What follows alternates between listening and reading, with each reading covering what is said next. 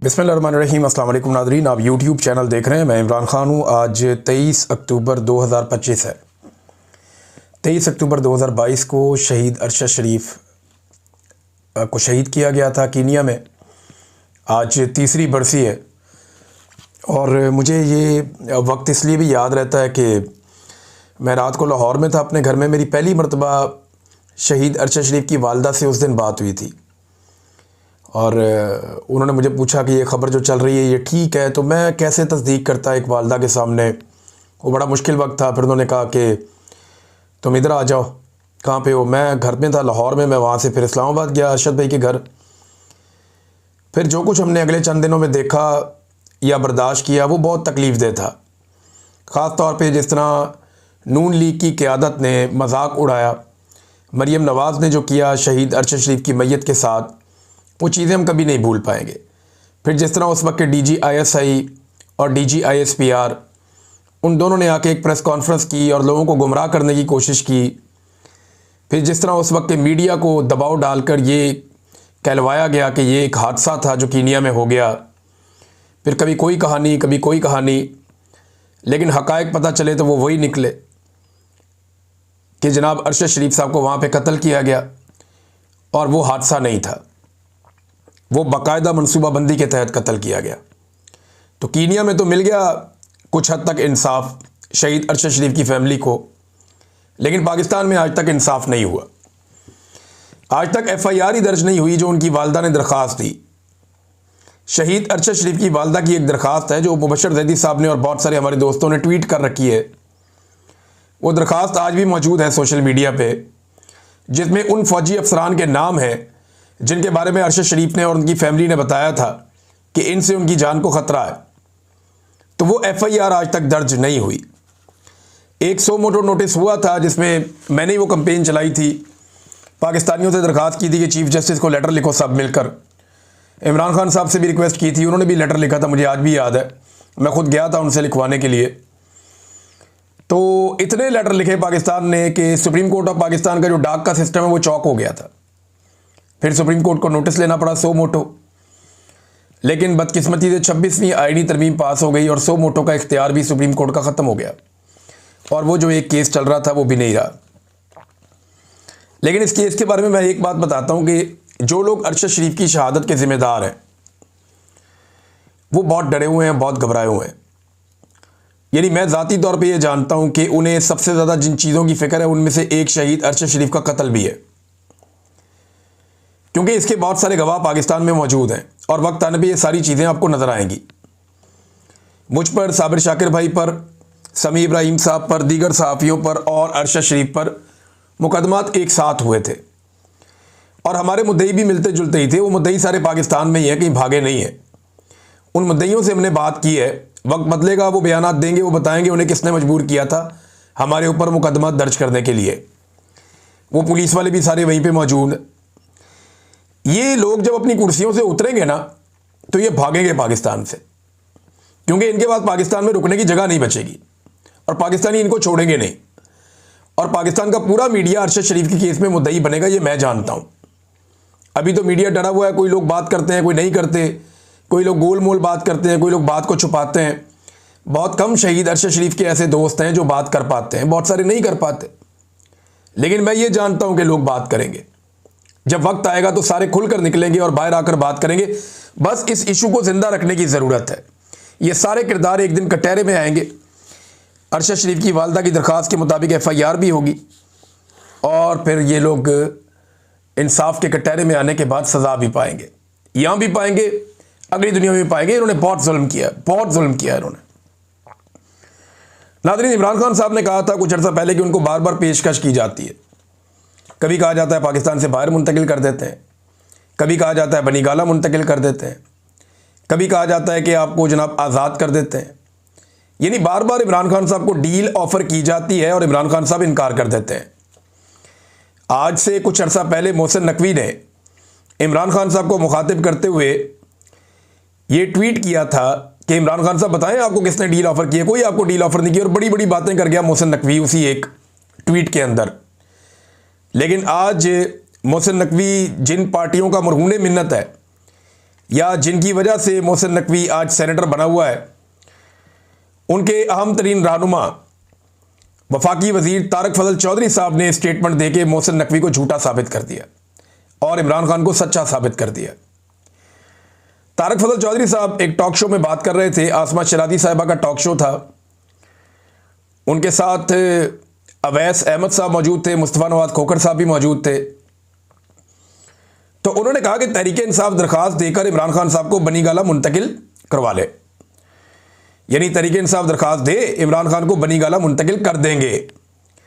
हम पहले भी पेशकश कर चुके हैं, इमरान खान ने अभी तक दरखास्त नहीं दी। ये वफाकी वजीर तारक फजल चौधरी साहब कह रहे हैं।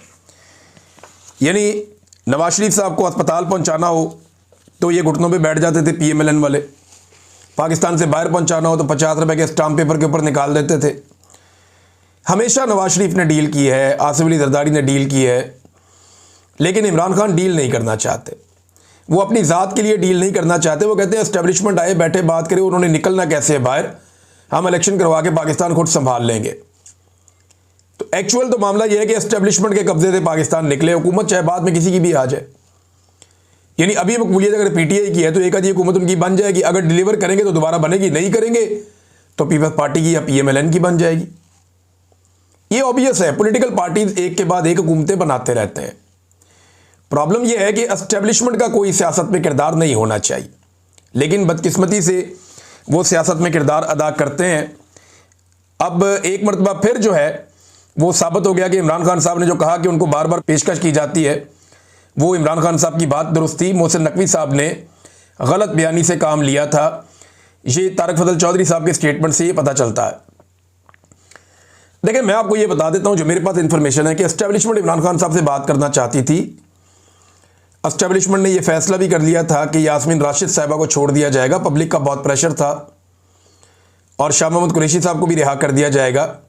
CBMs हो रहे थे जिन्हें आप कॉन्फिडेंस बिल्डिंग मेजर्स कहते हैं।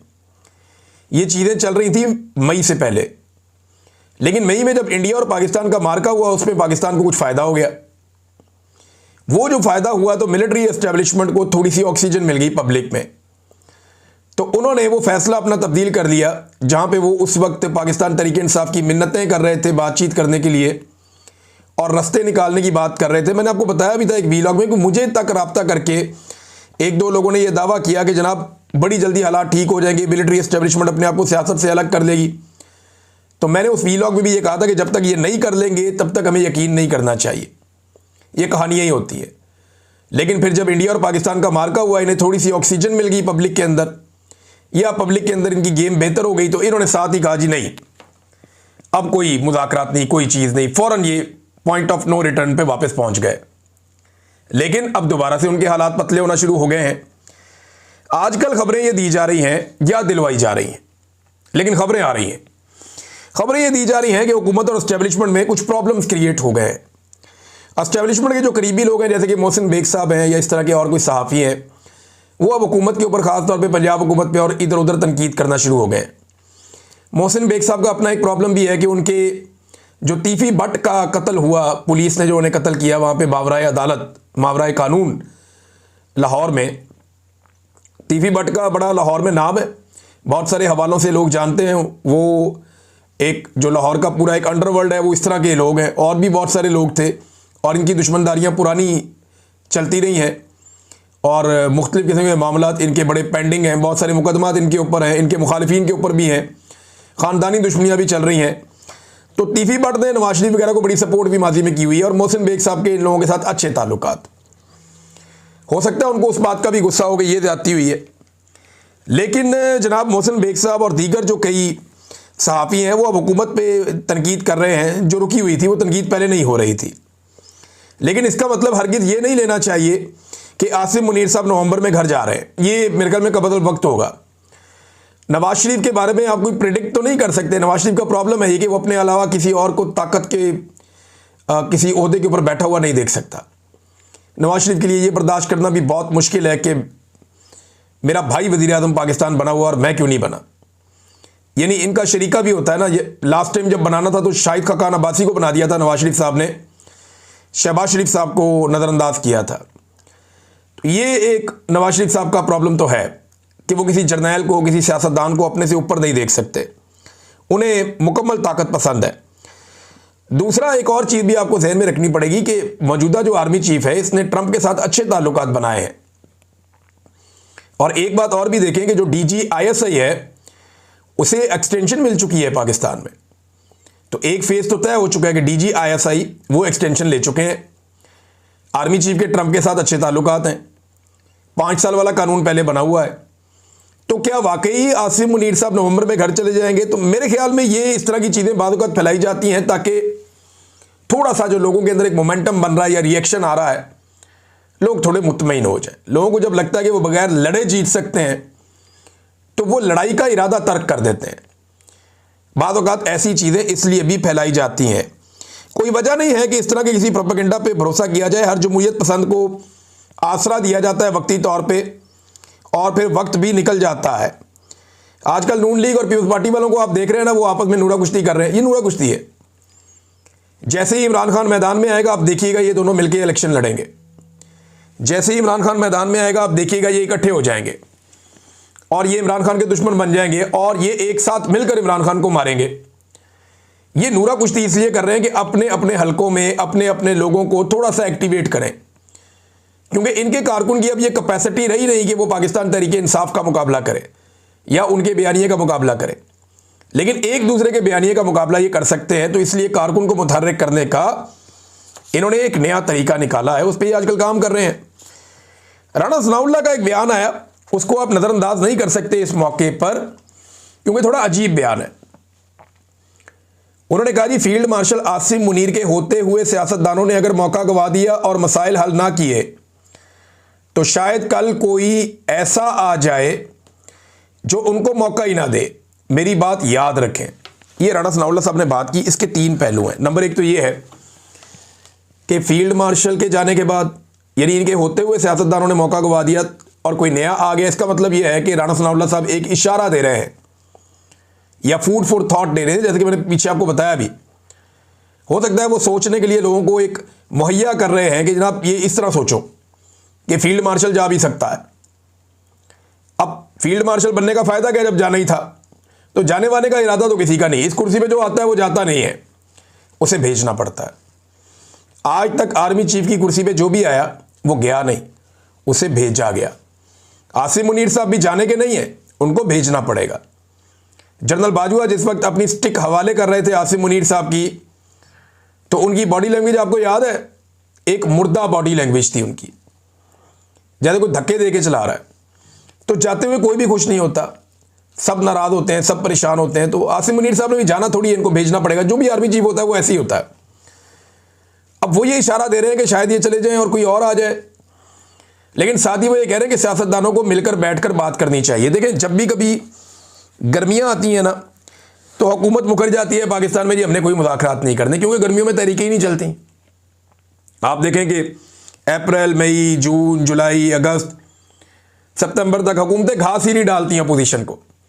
ये 6 महीने वो कहते हैं जी भाड़ में जाओ, कोई बात नहीं करनी, मुज़ाकरात नहीं करने। लेकिन जैसे ही अक्टूबर का महीना चढ़ता है, हुकूमतों को मुज़ाकरात याद आ जाते हैं। उन्हें पता है अब ये तहरीक का मौसम है, इनको एंगेज करो, बिठाओ, इनके साथ मुज़ाकरात करो, टाइम निकालो, कोई 2-4 महीने निकालो, उसके बाद फिर इन्हें खुला छोड़ दो। मोमेंटम इनका बनेगा ही नहीं, तहरीक नहीं चलेगी। साल निकल गया, अगले साल में फिर देखेंगे। ये हुकूमत का पाकिस्तान के अंदर नॉर्मली मौसमों के साथ है। हमारा शदीद मौसम है ना, चारों मौसम शिद्दत के साथ होते हैं। तो ये एक हिकमत अमली होती है। हो सकता है राणा सनाउल्लाह साहब की हिकमत अमली हो। खबर एक और है नादरीन, और वो इमरान खान साहब से जेल में मुलाकातों के हवाले से जो लिस्ट दी गई है। आज मुलाकातों का दिन है, मुलाकात करवा दें तो ठीक है, वरना अदालत में केस भी चला हुआ है। देखते हैं अदालत किस तरह का इंसाफ देती है। वैसे तो इमरान खान साहब को डोगर कोर्ट से इंसाफ नहीं मिलता। बहरहाल सुहेल अफरीदी साहब का, जुनैद अकबर साहब का, मीना खान अफरीदी का और दीगर 2 रहनुमाओं का नाम दिया गया है। ये वो हार्डलाइनर्स हैं जो इमरान खान साहब को मिलना चाहते हैं। देखते हैं कि इमरान खान साहब से मुलाकात करवाई जाती है या नहीं करवाई जाती, या मामला अदालत में जाता है, अदालत कुछ कर पाती है नहीं, क्योंकि वहाँ पे एक सिपाही जो है वो अदालती अहकामात को अपने जूते की नोक पे रखता है, और ये एक दफ़ा नहीं कई मरतबा हुआ है। इमरान खान साहब ये कहते हैं, और उनकी फैमिली भी, कि यहाँ एक कर्नल बैठा हुआ है और वो कर्नल कंट्रोल करता है। नादरीन, जुनैद अकबर साहब ने एक इशारा दिया और उन्होंने कहा जी कि हम दोबारा एहतजाज में हमने जाना है, हमें जाना पड़ेगा एहतजाज में, रास्ता कोई नहीं है। नवंबर में हम दोबारा इस्लामाबाद का रुख कर सकते हैं। हमारे पास ऑप्शन ही क्या है? जब आप सियासी सरगर्मियां नहीं करने देते, FIRs काटते हैं, हमारे पास कोई स्पेस नहीं है।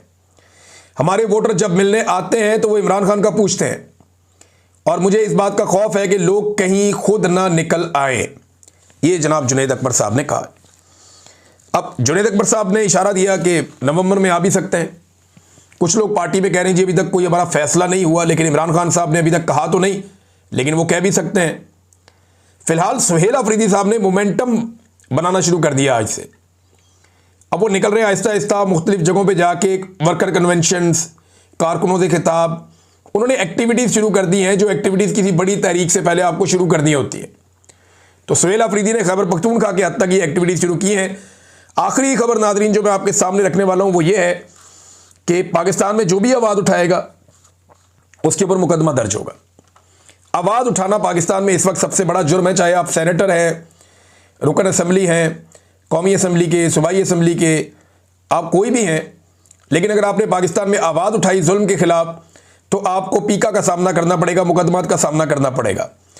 अब शानदाना गुलजार साहिबा के ख़िलाफ़ जो मेंबर कौमी असम्बली है, इन्होंने खैबर पख्तूनख्वा से इलेक्शन जीता है खुद, उनके खिलाफ एक FIR दर्ज कर ली गई है पीका एक्ट के तहत। ये 2016 वाला पीका एक्ट है जिसके तहत मुकदमा दर्ज किया गया है। अब ये इनके ऊपर मुकदमा क्यों दर्ज हुआ? देखिए इनसे शिकवा क्या है, परेशानी क्या है इनको, एस्टेब्लिशमेंट को या हुकूमत को इनसे प्रॉब्लम क्या है? नंबर 1 मादनियात का इशू है। ये उस पर बहुत बात करती हैं कि ये हमारे आम लोगों का हक है, ये मादनियात। आप यहां से इसे चोरी करके ना ले जाएं बदअमनी के बहाने, ऑपरेशन के बहाने। वो ये कहती हैं कि यहां से मादनियात निकाली जाती हैं, तो एक उनका ये मौक़िफ़ है मादनियात का।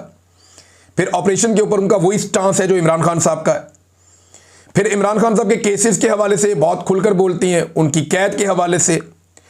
फिर जाली हुकूमत और फौज के सियासत में किरदार की शदीद नाक़िद है ये खातून। अब क्योंकि इन्होंने रोला डाला, इनके ऊपर भी पीका पे मुकदमा दर्ज हो गया। इससे पहले आपने देखा कि सनम जावेद, फलक जावेद, दोनों बहनों को उठा लिया गया। तहिबा राजा के साथ क्या हुआ, जो खदीजा शाह के साथ हुआ वो क्या हुआ, सबसे बढ़ के यास्मीन राशिद साहिबा, इमरान खान साहब की अहलिया बुशरा बीबी, अगर उनका नाम ना लें तो ज्यादती है। फिर इनके अलावा आयशा भुट्टा साहिबा, बेशुमार खवातीन हैं। मैं किस किस का नाम लूँ, मेरे ज़हन में नाम ही नहीं आ रहा है। ये बहुत बड़ी तादाद में खवातीन है, और पाकिस्तान तहरीक इंसाफ से पहले कभी खवातीन की इतने बड़े पैमाने पे गिरफ्तारियां, उनको सड़कों पे घसीटना, उनको तशद्दुद का निशाना बनाना, उनकी चादर और चारदीवारी का तकद्दुस पामाल करना, इससे पहले पाकिस्तान की तारीख में कभी नहीं हुआ। बांग्लादेश में लोग कहते हैं कि वहां पे ये चीज़ें हुई, बल्कि इससे ज़्यादा बदतमीजी हुई, लेकिन यहां पंजाब में हमने कभी सुना भी नहीं, कभी देखा भी नहीं ऐसा कुछ। लेकिन बदकिस्मती से इस दौर में हो रहा है, और मिलिट्री एस्टेब्लिशमेंट की लगता है कि अब ये पॉलिसी है। अब तक के लिए इतना ही। अपना ख्याल रखिएगा, अपने इस चैनल का भी। अल्लाह हाफ़िज़।